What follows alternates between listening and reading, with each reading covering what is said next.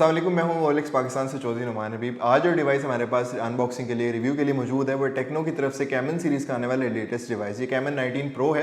उसमें बेसिकली दो एडिशन आते हैं, एक सिंपल 19 प्रो होता है, एक होता है मॉडर्न एडिशन। ये मॉडर्न एडिशन है, इसके अंदर कुछ एस्थेटिक्स का, डिज़ाइन वाइज और स्पेक्स का थोड़ा बहुत माइनर फ़र्क होता है। ये बेसिकली एक बीफ्ड अप वर्जन है नॉर्मल वाले का। तो आज इसका अनबॉक्सिंग करते हैं, फर्स्ट इंप्रेशन देते हैं और उसके बाद इसका डिटेल रिव्यू भी करते हैं। अनबॉक्सिंग से पहले अगर बात करें फ़ोन की जो पैकेजिंग है उसकी, तो यहाँ पे कैमन 19 प्रो की बहुत बड़ी ब्रांडिंग है। उसके साथ जो इसका डिज़ाइन है ना इस फ़ोन का, ये अवार्ड विन कर चुका है। म्यूज़ डिज़ाइन अवार्ड्स के अंदर ये नॉमिनेट हुआ था। और यहाँ पे टेक्नो की भी ब्रांडिंग है और मॉडर्न एडिशन है, तो यहाँ पे मॉडर्न एडिशन भी लिखा हुआ है। कुछ एस्थेटिक्स का डिफरेंस ऑब्वियसली आता है। नॉर्मल पैकेजिंग के ऊपर आपको ये कलर्स नहीं मिलते, ना ही ये वाली बार्स मिलती हैं। ये बार्स बेसिकली फ़ोन अभी अनबॉक्स करेंगे तो आपको दिखाएंगे, उसके रेयर साइड पर भी रेप्लिकेट करती हैं।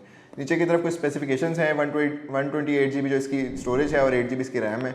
उसके साथ कुछ 12 महीने की इसकी वारंटी है और 1 महीना एक्सटेंडेड है टेक्नो की तरफ से ही। डिवाइस वेरिफिकेशन के कुछ कार्ड्स हैं, बैक सिंपल ही है। यहाँ पे कुछ स्पेक्स लिखे हुए हैं, जैसे कि इसके अंदर ब्राइट नाइट पोर्ट्रेट है और इसके अंदर जो पोर्ट्रेट सेल्फी वाला ऑप्शन है 50 मेगापिक्सल के साथ, वो भी काफ़ी इंप्रेसिव है। साइड्स प्लेन ही हैं। यहाँ पे ऑल्दो आपको एक QR कोड मिलता है जो कि बेसिकली आपको वैल्यू एडेड सर्विसेज जो टेक्नो की तरफ से हैं वो अवेल करके दे सकता है। PTA की टैग है, इसका मतलब PTA अप्रूव डिवाइस है। अगर आपको नहीं पता है PTA अप्रूव कैसे करवाते हैं तो आप पॉपअप पे क्लिक करके वीडियो भी देख सकते हैं। यहाँ पे अगेन कुछ स्पेक्स वगैरह लिखे हुए हैं। अब ये तो आप इस फ़ोन की पैकेजिंग वगैरह, मैंने भी इस फ़ोन को भी अनबॉक्स नहीं किया, आए साथ ही अनबॉक्स करते हैं, देखते हैं फ़ोन के अंदर क्या है।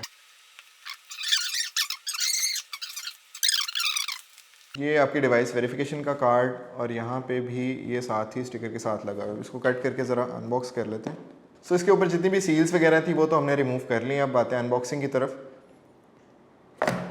तो there we have the phone. बाकी फ़ोन्स की तरह ही इसके ऊपर कुछ अगेन कुछ स्पेक्स वगैरह लिखे हुए हैं। इसके अंदर ये रैप्ड है, इसको बाद में देखते हैं। पहले देखते हैं बॉक्स के अंदर और क्या क्या है।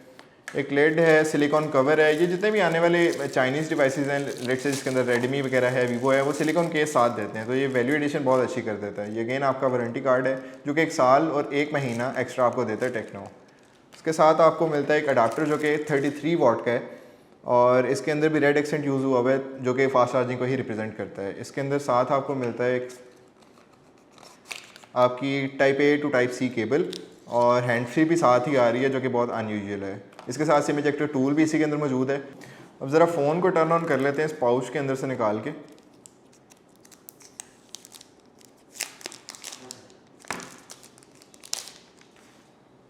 सो फ़ोन फर्स्ट इंप्रेशंस में जो इसके कलर चेंजिंग बैक उस तरह से तो नहीं है जो सिंपल 19 प्रो के ऊपर होती है, लेकिन जो एस्थेटिक्स हैं जो बॉक्स के ऊपर भी थे वो बड़े खूबसूरत लग रहे हैं। कैमन 19 प्रो की तरह इसकी जो बैक है वो भी कलर चेंज करती है, लेकिन वो थोड़ी और टोन्स के अंदर मल्टीपल कलर्स, ग्रीन वगैरह या येलो एक्सेंट दिखाती है। इसमें जो ब्लॉक्स बने हुए हैं ना इसके मॉडर्न एडिशन की वजह से, यहाँ पे वाइट जो है और डिफरेंट कलर्स यहाँ पे प्रोनाउंस होते हैं, बिल्कुल इसी तरह जिस तरह बॉक्स पे थे। जितनी देर आप इसको धूप में रखेंगे ब्राइट एंगल्स पे, उस एंगल पे इसका बैक कलर चेंज करेगी। ऑल्दो फ्रॉस्टेड है लेकिन स्टिल कलर चेंज करेगी, जो कि बहुत इंप्रेसिव है। इवन इसके जो कैमरा सेंसर्स हैं वो भी चेंज हैं। और फ्रंट पे अभी इसको टर्न ऑन कर लेते हैं। सारे इसके कंट्रोल्स राइट साइड के ऊपर ही हैं। जब ये टर्न ऑन हो रहा है तो इसकी डिज़ाइन वाइज थोड़ी बात कर लें तो टेक्नो कैमन OIS की ब्रांडिंग अगेन यहाँ पे भी है। OIS basically optical image stabilisation है, जिसको इन्होंने काफ़ी ज़्यादा फीचर किया है। कैमरा टेस्ट के अंदर देखेंगे वो एक्चुअली यूज़ करने के अंदर कैसा है। दो इसके ऊपर जो कैमरा के कटआउट्स बने हुए हैं, लेकिन एक्चुअली ये 3 कैमराज हैं और जो LED है वो भी साइड पे माउंटेड है। अच्छी बात ये है कि कोई इतने ज़्यादा जो इसके ग्रूव्स हैं पूरा यूनिट नहीं है। इवन कैमराज के जो सेंसर्स हैं उनका कटआउट थोड़ा सा ऑब्वियसली बाहर है, जो कि वॉबल तो ये करेगा थोड़ा बहुत। अभी फ़ोन को सेटअप कर लेते हैं और उसके बाद देखते हैं कि फ़ोन एक्चुअली कैसा है। एक्चुअल रिव्यू स्टार्ट करने से पहले जिसकी फर्स्ट इंप्रेशन है, जो इसकी हैंड में फील है, पर उसकी बात करते हैं तो बैक इसकी काफ़ी ज़्यादा फ्रॉस्टेड ग्लास वाली फील आ रही है। स्मजेस वगैरह फिंगरप्रिंट्स है ही नहीं है और जो इसके अंदर जो एस्थेटिक्स यूज़ किए हुए हैं बॉक्स वाले ही रेप्लिकेट हो रहे हैं। इसके बाद जहाँ पे बेसिक 3 कैमराज हैं बेसिकली इसके रेयर के ऊपर और LED भी जो इसका फ्लैश है वो साइड पे माउंट करता है, लेकिन उसके लिए कोई एब्रेजन्स वगैरह नहीं है।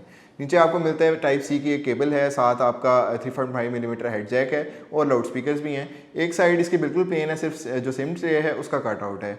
टॉप के ऊपर इन्होंने स्पीकर के लिए ग्रिल्स वगैरह यहाँ पे दी हुई है और नॉइस कैंसिलेशन के लिए माइक भी है। दूसरी साइड पे सारे इसके कंट्रोल्स हैं वॉल्यूम और पावर के। तो अब फ़ोन हो गया स्विच ऑन, तो इसको यूज़ करके देखते हैं, इसके एक डिटेल रिव्यू देते हैं आपको, ताकि आपके लिए जो बाइंग डिसीजन है वो ईजी हो जाए। सबसे पहले तो डिस्प्ले की बात करते हैं। तो ये काफ़ी ह्यूज है इसका डिस्प्ले, 6.8 इंचज़ का है। इवन मेरे हाथ काफ़ी बड़े हैं लेकिन स्टिल मुझे स्ट्रगल करना पड़ा है इसके टॉप जो शेल्फ है उस तक जाने के लिए। और इसके जो नोटिफिकेशंस हैं वो लेफ्ट साइड पे आते हैं और इसके जो कंट्रोल्स हैं वो राइट साइड पे हैं। तो कंट्रोल जो है इसको काफ़ी मुश्किल है। वन हैंडेड डिवाइस बहुत से लोगों के लिए नहीं होगा।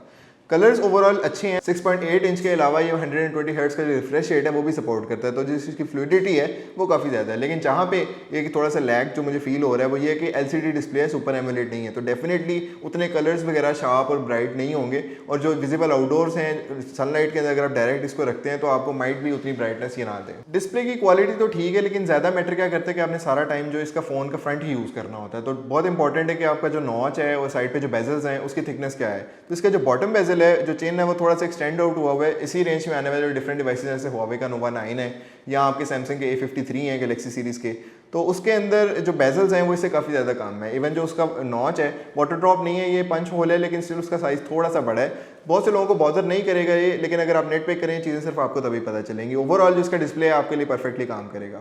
अब बात करते हैं इस डिवाइस की परफॉर्मेंस की, तो इसके अंदर आता है 128 GB स्टोरेज और साथ 8 GB इसकी रैम होती है। लेकिन इसके अंदर मेमोरी फ्यूजन का जो फीचर है वो मौजूद है। उसकी वजह से क्या होता है कि वो स्टोरेज से 5 GB उठाता है और उसको एज अपनी जो रैम है उसकी तरह यूज़ करता है। ऑब्वियसली वो उतनी स्ट्रॉन्ग तो नहीं होती, क्योंकि जो आपको रैम के अंदर और रोम के अंदर जो बेसिक डिफरेंस है वो यही है कि वो एक डेटा स्टोर करके रखती है फॉर टेम्परेरी यूज़, और एक होती है जो लॉन्ग टर्म यूज़ के लिए आप सेव करते हैं। सो इस केस के अंदर बेसिकली जो रोम से आप 5 GB अगर आप ले भी लें, लेकिन वो स्टिल उतनी फास्ट और उतनी रिस्पॉन्सिव नहीं होती जितनी एक डेडिकेटेड रैम होती है। उसकी जो स्पीड वगैरह होती है, लेटेंसी होती है, वो काफ़ी अच्छी होती है। इसके अंदर जो CPU आता है वो MediaTek की तरफ से 12 नैनोमीटर का चिपसेट है, जो कि है G96। एक मीडियोकर लेवल तक आपको अच्छी परफॉर्मेंस देते हैं। इवन अगर आप हाई एंड पे गेम्स भी खेलते हैं तो आपको एक्सट्रीम जो ग्राफिक्स है वो भी सपोर्ट कर देता है। लेकिन इसे आप इतनी ज़्यादा डिमांडिंग या अल्ट्रा HD के अंदर जो ग्राफिक्स है वो इसे डिमांड नहीं कर सकते। ऑब्वियसली एक मिड रेंज डिवाइस है तो इसकी परफॉर्मेंस भी मिड रेंज है, लेकिन बाकी मिड रेंज डिवाइस से काफ़ी बेहतर है।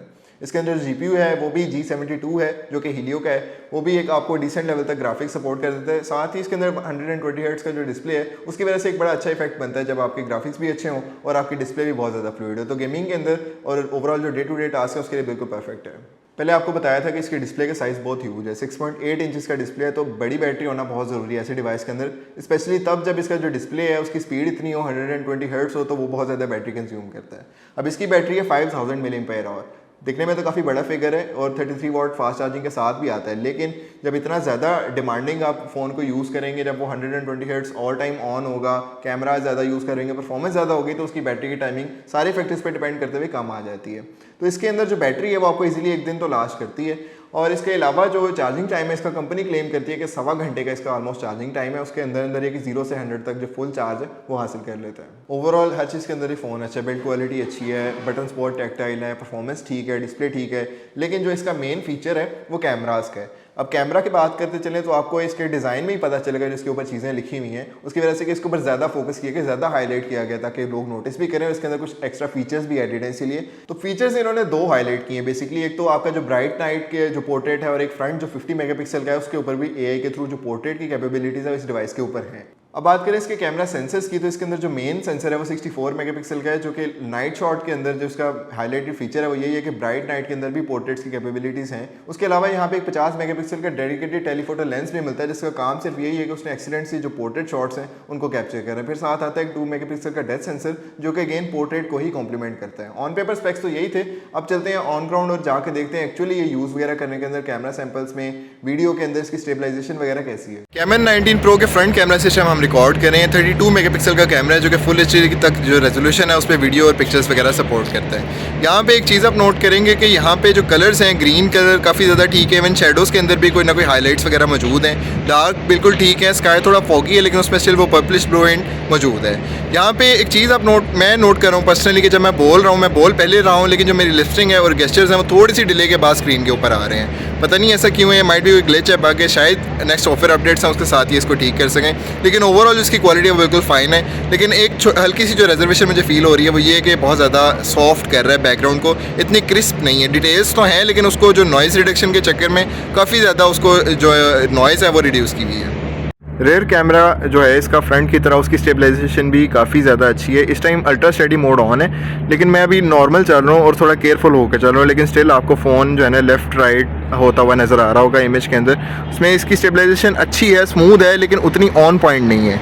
इवन अगर आप इसकी, मैं रुक गया हुआ हूँ इस टाइम तक, लेकिन स्टिल जो कैमरा है वो 1 सेकेंड तक शेक कर रहा है। इसके फ्रंट कैमरा की तरह इसके रेयर कैमरा के अंदर भी थोड़ी सी लेटेंसी मौजूद है।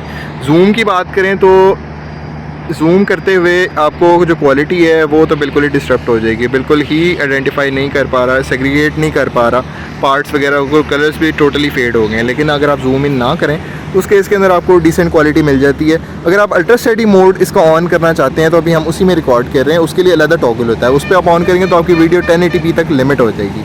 अगर आप सिंपली रिकॉर्ड करें, स्टेबलाइजेशन उसमें भी है तो वो 2K तक सपोर्ट करता है। और ओवरऑल जो इसके कलर्स वगैरह हैं वो ठीक हैं, लेकिन वही कंप्लेन है अगेन कि जो कलर्स है, जो पार्ट्स की सेग्रीगेशंस हैं, डिटेल्स हैं, उसको बहुत ज़्यादा ब्लेंड इन कर देता है। नॉइज़ डिटेक्शन पर बहुत ज़्यादा काम किया हुआ है। और ये सिर्फ इस फ़ोन का इशू नहीं है, बल्कि इस रेंज में आने वाले मोस्टली फ़ोन्स यही करते हैं कि स्किन टोन को या जो सब्जेक्ट है उसको इतना सॉफ्ट कर देते हैं कि उसके अंदर जो डिटेल्स हैं वो बहुत माइन्यूट सी रह जाती हैं।